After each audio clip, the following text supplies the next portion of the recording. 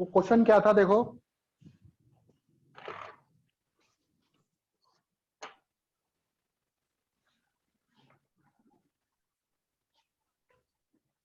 Solid sphere था, क्या था? Solid sphere.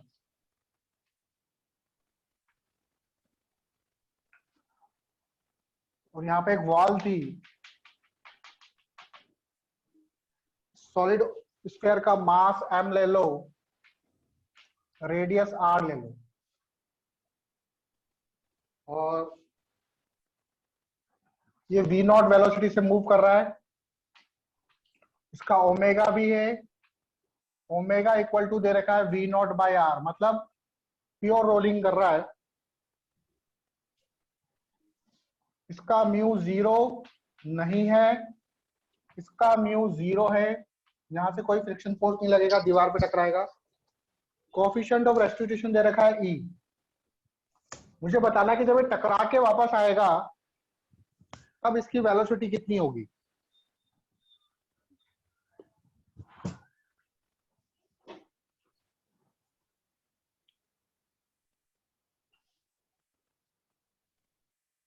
जब ये टकरा के वापस आएगा तब इसकी वेलोसिटी कितनी होगी।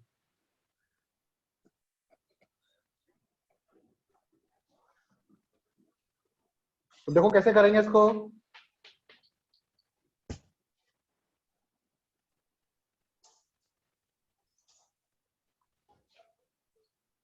जब ये इससे टकराएगा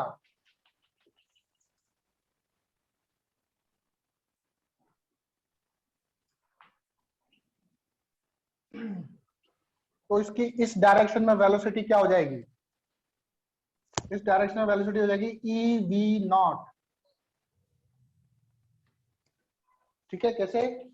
ई पता है, velocity of separation upon velocity of approach, तो वहां से इसकी वेलोसिटी निकल जाएगी ई वी नॉट। और ये किधर घूमेगा, ऐसे घूमेगा या ऐसे घूमेगा? अब ऐसे घूमेगा, एंटी क्लॉकवाइज। देखो इस यहाँ पे फ्रिक्शन वगैरह तो है ही नहीं, टकराने के बाद ये दोबारा इसका centre of mass EV not से आएगा इधर, लेकिन ये इधर ओमेगा नॉट से घूमता रहेगा, और ओमेगा नॉट क्या होगा, वी नॉट बाय आर।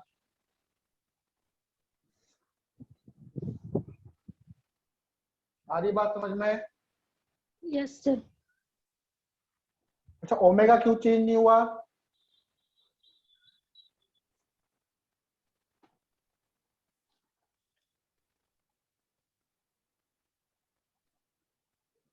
क्योंकि सामने वाली दीवार में फ्रिक्शन नहीं है, फ्रिक्शन जीरो है, तो स्लिपिंग हो रही है, फ्रिक्शन है ही नहीं, तो ये उसी डायरेक्शन में घूमता रहेगा। आई बात समझ में? Yes sir.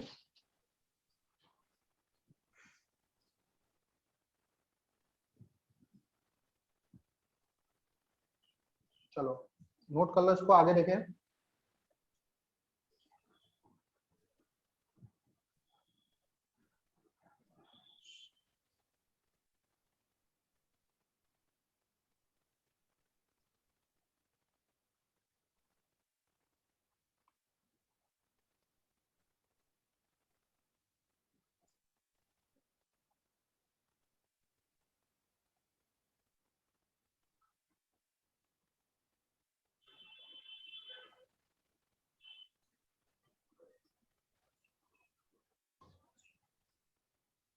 हो गया? Yes sir. Yes sir. चलो अगला क्वेश्चन देखो।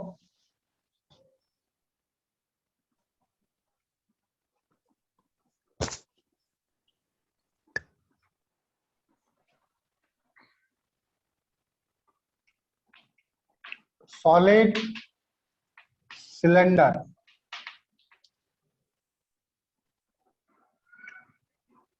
ठीक है, सॉलिड सिलेंडर ले लिया मैंने, इसका मास है 4 kg, रेडियस है 2 मीटर, मास 4 kg, रेडियस 2 मीटर। इस पे मैंने फोर्स लगाया, फोर्स कहां पे लगाया, इसका जो सेंटर ऑफ मास यहां पर होगा, यहां से 1 मीटर नीचे मैंने फोर्स लगाया F।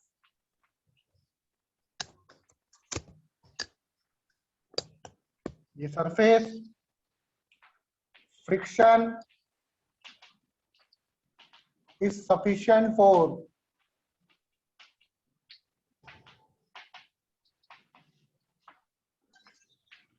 Pure rolling. Friction is sufficient for pure rolling, ये आपको गिवन है। तो हमें फाइंड करना है इसमें फ्रिक्शन फोर्स कितना लगेगा।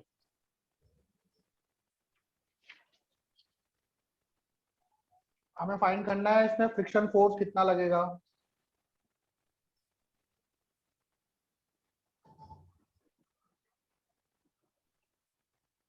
अच्छा, एफ की वैल्यू दे रखी है 20 न्यूटन।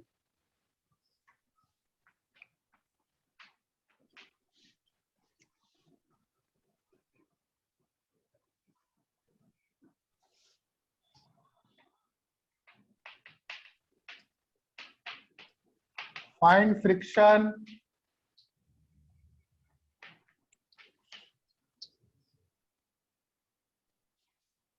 कितना फ्रिक्शन फोर्स लगेगा निकालना है आपको।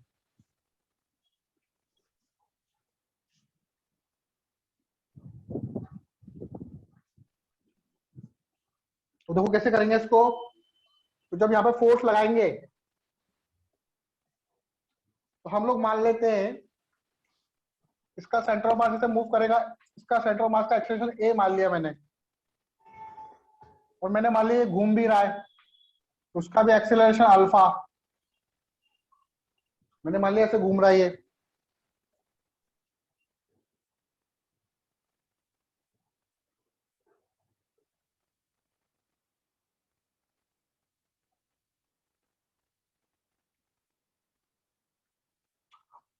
देखो इस तरह के सवाल को कैसे करेंगे हम लोग, यहाँ पे साइड में लिख लो concept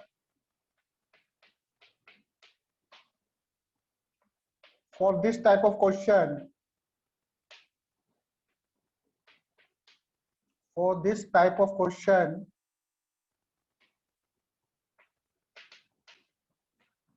we solve it with respect to center of mass, so effect of pseudo force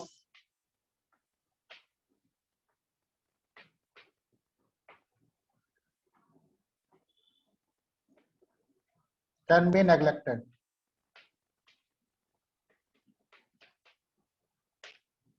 इस तरह के क्वेश्चन को कैसे करेंगे हम लोग, सेंटर ऑफ मास के रेस्पेक्ट में।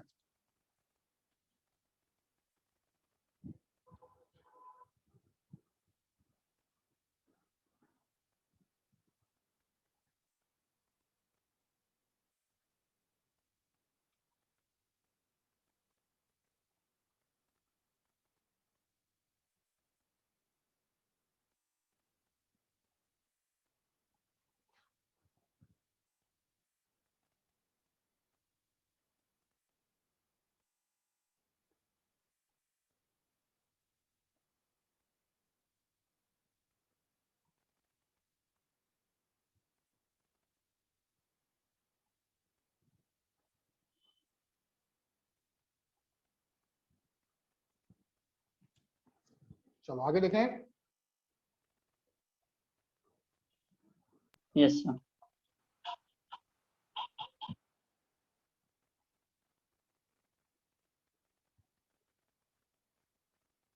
तो सेंटर ऑफ मास पर बैठ के इसको देखेंगे हम लोग और सेंटर ऑफ मास के रेस्पेक्ट में तो सॉल्व करेंगे। इस पे फ्रिक्शन फोर्स कैसे लग रहा होगा, ऐसे एफ। तो सबसे पहले मैं इसकी इक्वेशन बनाता हूं, F plus F equal to M A. M कितना है 4, एफ प्लस एफ हो जाएगा आपका 4a, equation number 1।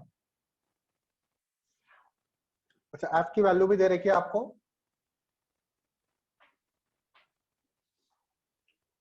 F plus 20 equal to 4a।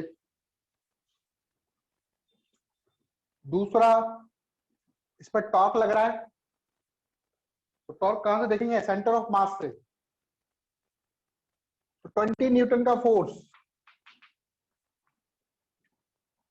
इसको कैसे घुमा रहा है?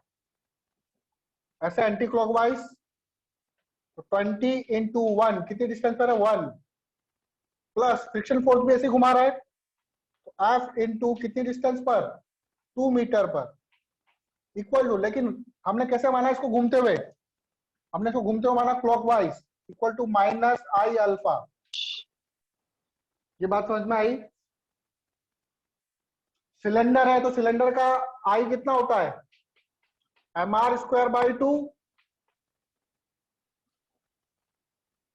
m4r2 का स्क्वायर, तो ये आ जाएगा 8।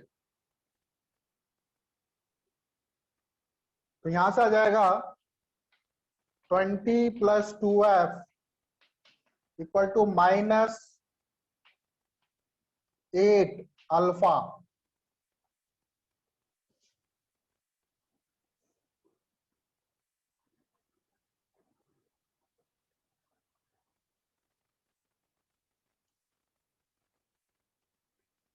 और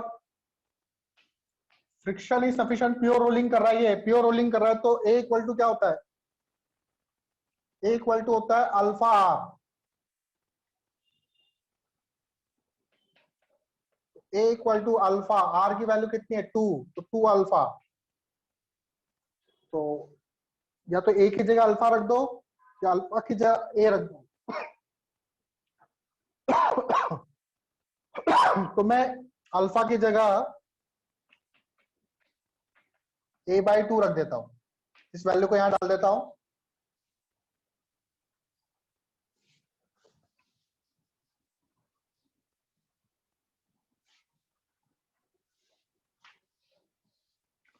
तो ये हो जाएगा 20 प्लस 2f,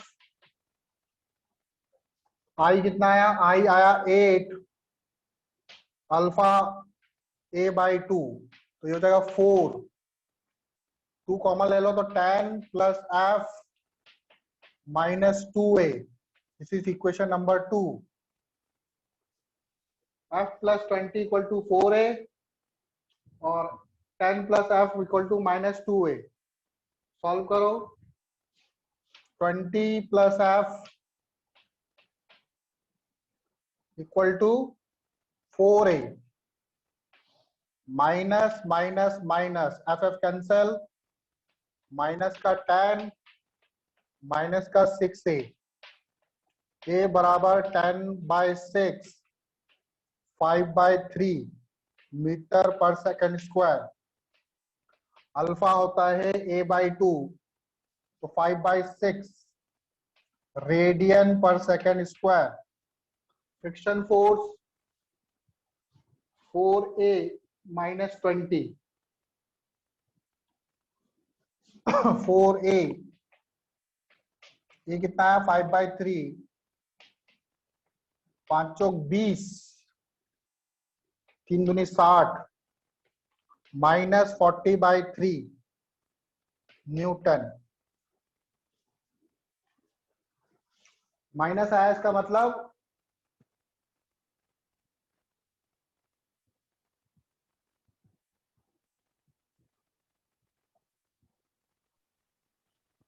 ठीक।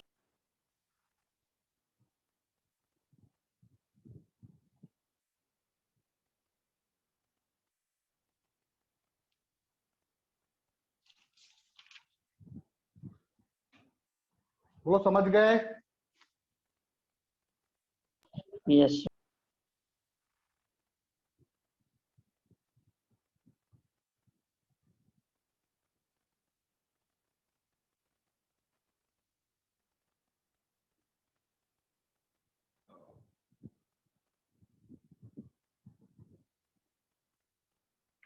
माइनस आया इसका मतलब जो फ्रिक्शन हमने माना उसकी डायरेक्शन अपोजिट में होगी।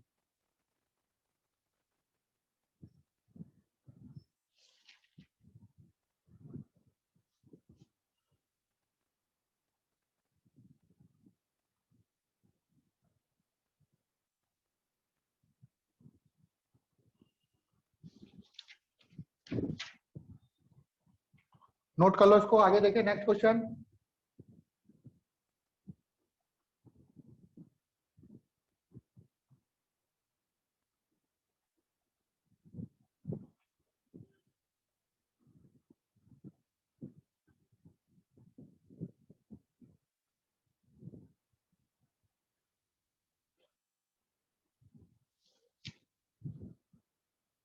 Yes, sir. चलो नेक्स्ट।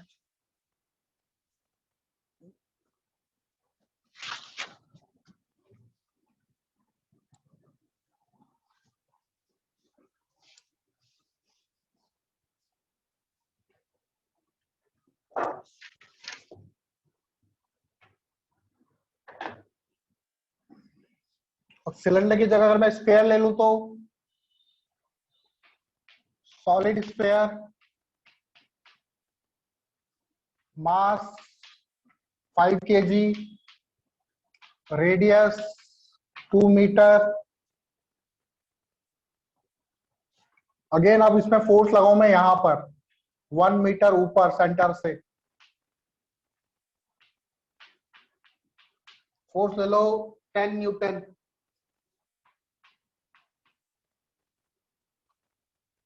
ठीक है, अगेन इसमें गिवन है फ्रिक्शन जो है सफिशिएंट है प्योर रोलिंग।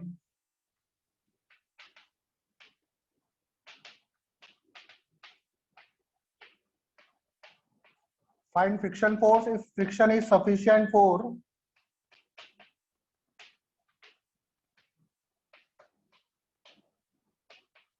Pure rolling. तो होने वाले हैं फ्रिक्शन फोर्स ऐसा लग रहा है। अगेन इक्वेशन बनाओ, सेंटर ऑफ मास पे बैठ के F F equal to 5a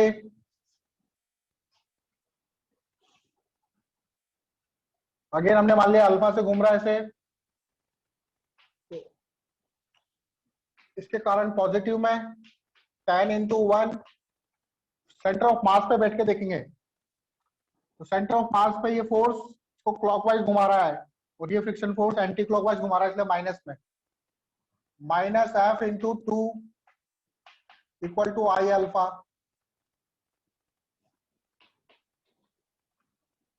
ठीक है, यहाँ पे इक्वेशन एफ की वैल्यू भी गिवन है आपको, F plus 10 equal to 5a। I solid sphere का आई कितना होता है 2/5 mr स्क्वायर, 5r का स्क्वायर 2 का square,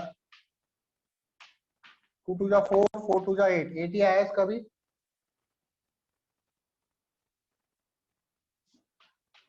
ten minus 2f equal to 8 alpha. Again pure rolling हो रही है, प्योर रोलिंग हो रही है तो a equal to alpha R, alpha equal to a by R, वही a/2 आएगा। अल्फा की वैल्यू डाल दो यहाँ पे, 10 माइनस 2f 4a आ जाएगा। Again 5 minus f equal to 2a। Equation 2, equation 1 को लिखो यहाँ पे 10 plus f equal to 5a, add करो 15 7a, एक्सीलरेशन आ जाएगा 15/7 मीटर पर सेकेंड स्क्वायर। अल्फा आ जाएगा a/2 15/14 रेडियन पर सेकेंड स्क्वायर। फ्रिक्शन फोर्स आ जाएगा 5 माइनस 2a, 5 माइनस 2a, 7 5 जा 35, 5 15 2 जा 30, 5/7 न्यूटन।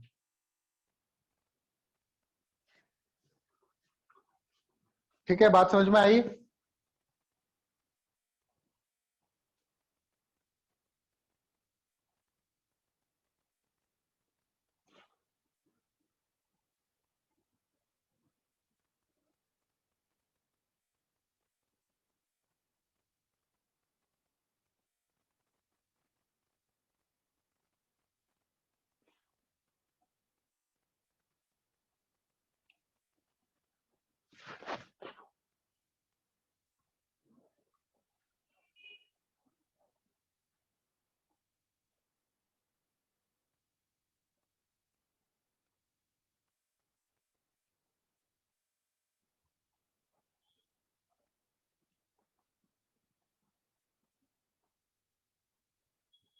नोट कर लो इसको।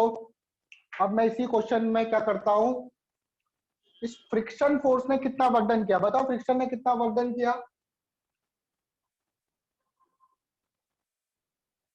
टी टाइम में फ्रिक्शन कितना वर्क डन कर लेगा, 5/7 निकालना निकालना। है। हाँ चलो मैं निकालता हूं, टी समय में देखो कितना फ्रिक्शन वर्क डन करेगा। अल्फा अल्फा निकल गया इसका, रब कर दूं उसको। Yes, sir. Now work done by friction,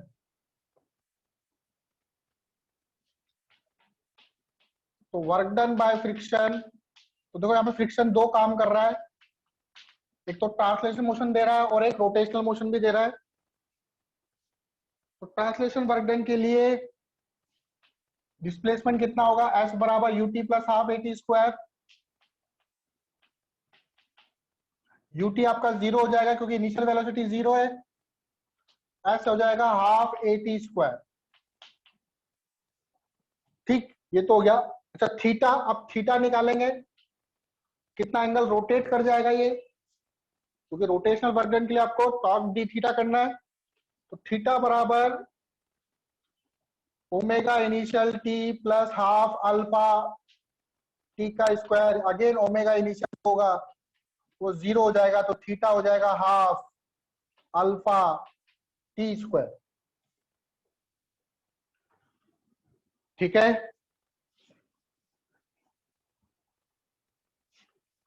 work done निकालते हैं। ट्रांसलेशनल वर्क डन,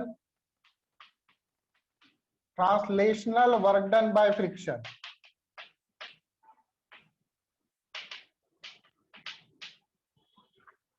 तो वर्क डन ट्रांसलेशन कर लो यहाँ पे।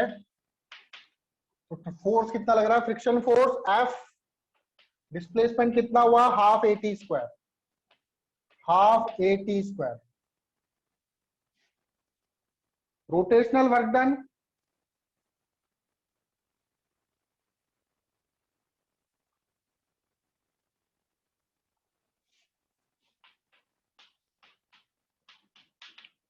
Rotational work done by friction. अब देखो अल्फा मैंने ऐसे लिया, रोटेशनल वर्क डन कैसे हो रहा है, नेगेटिव में, वर्क डन बाय रोटेशनल, तो टाउ डी थीटा होता है ये, टाउ कितना है, टार्क कितना लग रहा है, F minus F into two, displacement हुआ इंटू थीटा, या फिर ऐसे करो minus F into R into half alpha T square. ठीक है, minus F into R half, alpha की वैल्यू क्या थी ए बाई टू, या फिर A by R into T square, तो आर से आर कैंसिल, यहाँ पे कितना है minus F one by two A T square. तो ट्रांसलेशन वर्क डन हुआ F one by two half A T square, rotational work done हुआ minus F one by half A T square. तो net work done कितना हो गया,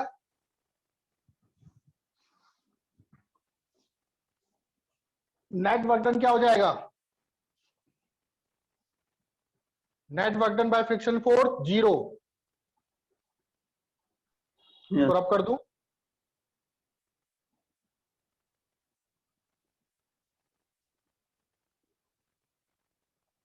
ठीक है। तो इस तरह के सवालों में जहां पर क्या होता है, एक सरफेस फिक्स होती है और उस पर दूसरी बॉडी रोल करते हुए या फिर मूव रोलिंग कर रही है, तो इन तरह के सवालों में जो फ्रिक्शन के कारण वर्क डन आएगा वो जीरो आएगा।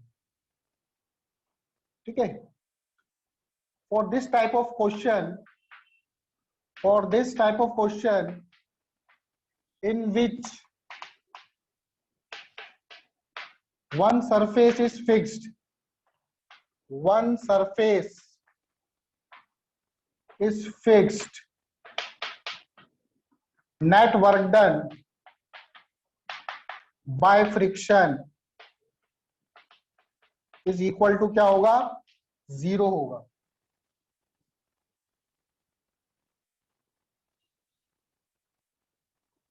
ठीक है, क्यों, क्योंकि जिस पॉइंट पे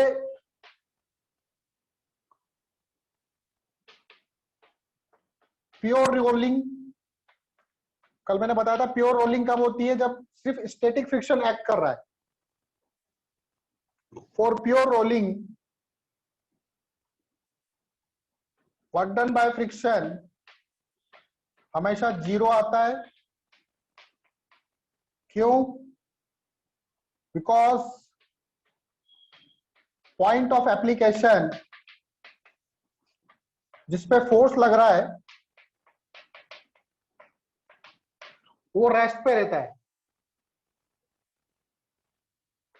इज ऑलवेज एट रेस्ट. अगर प्योर रोलिंग हो रही है तो जिस पॉइंट पे फोर्स लग रहा है फ्रिक्शन फोर्स वो रेस्ट पे रहेगा, इसलिए फ्रिक्शन के कारण वर्क डन 0 आता है.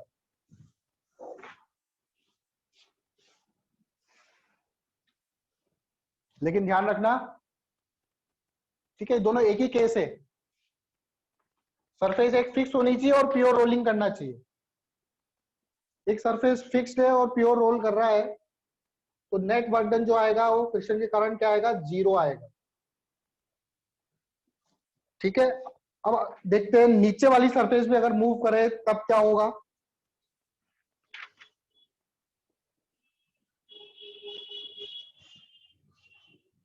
मान लो इस तरह की सरफेस हो, जैसे प्लैंक लगाओ और इस पर कोई स्फेयर रखाओ, फोर्स लगा रहे हैं, friction is sufficient for pure rolling given है.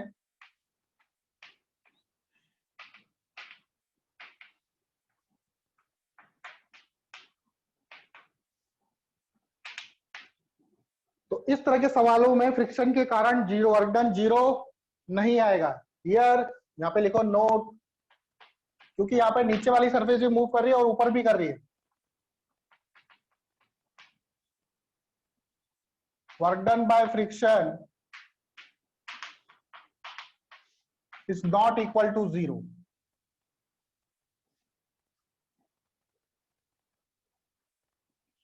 ठीक है, जब हम खींचेंगे तो इसको, ये जो स्फेयर है, ये स्फेयर घूमेगा नहीं घूमेगा? जब नीचे वाले प्लैन को खींचूंगा तो ऊपर वाला स्फेयर घूमेगा नहीं घूमेगा?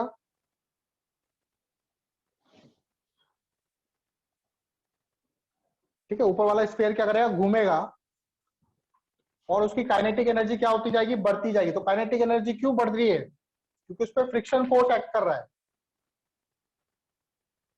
Kinetic energy is increases due to friction force